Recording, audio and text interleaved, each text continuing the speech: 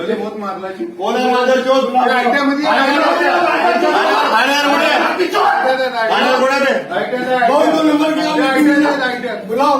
झालं साहेब?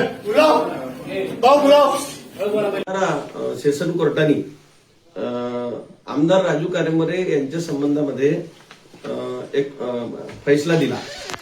2022 ला Mohadi police station मध्ये जो अश्लील प्रकार झालेला होता, एका मित्राला वाचवण्यामध्ये त्यांच्यावर जे सेक्शन दाखल झाले होते 294, 143, 153, 353, 354 अशा प्रकारचे गुन्हे. आणि त्या गुन्ह्यामध्ये 294 हे कोर्टाने मान्य केलं, म्हणजे सिद्ध केलं. 294, 143, 149, 504 आणि 235 अन्वये त्यांना दोषी ठरवण्यात आलेला आहे. पण मला हे कळलं नाही की 353 मध्ये त्यांना दोषमुक्त केलं आणि 10,000 रुपयाच्या वैयक्तिक हमीपत्रावर 2 वर्षाच्या बॉन्ड घेऊन त्यांना सोडून दिलेलं आहे. मला असं वाटतं या प्रकरणामध्ये कुठंतरी सरकारी पक्ष आपली बाजू मांडण्यात कमी पडलेला दिसून येतो.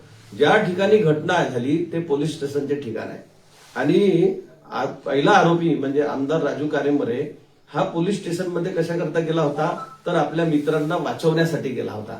आणि तिथं त्यांनी इतका अश्लील धिंगाणा घातला. त्याचे व्हिडिओ, सीसीटीव्ही फुटेज, जे सीसीटीव्ही फुटेज होते ते पोलीस स्टेशनचे होते.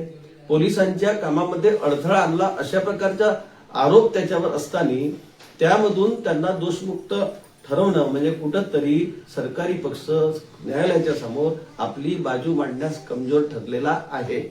मला असं वाटते सरकारने या संबंधामध्ये अपील दाखल केली पाहिजे.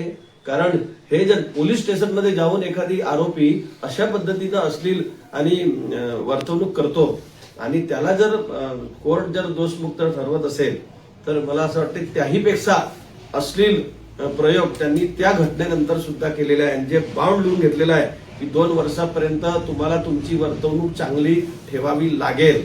पण मला असं वाटतं 2022च्या घटनेनंतर सुद्धा याच आमदारांनी मधात त्या लाडल्या बहिणीच्या कार्यक्रमामध्ये तुमसरच्या सीओ म्हणजे श्रीमती वैद्य यांना धमकावलं होतं. त्याच्यानंतर एक पुन्हा ऑडिओ क्लिप त्यांची मोठ्या प्रमाणात व्हायरल होत आहे, जो आपल्या महिला कार्यकर्त्यांना आणि राष्ट्रवादीच्या पुरुष कार्यकर्त्यांना अश्लील शब्दात शिवीगाळ करतो. म्हणजे त्याची वर्तवणूक काही चांगली असल्याचा बाउंड लिहून घेणं हे योग्य वाटलं नाही. कृपया कोर्टाने या संबंधामध्ये म्हणजे फेरविचार करण्यासाठी पोलिसांनी सरकारी वकिलाच्या माध्यमातून याची अपील दाखल केली पाहिजे.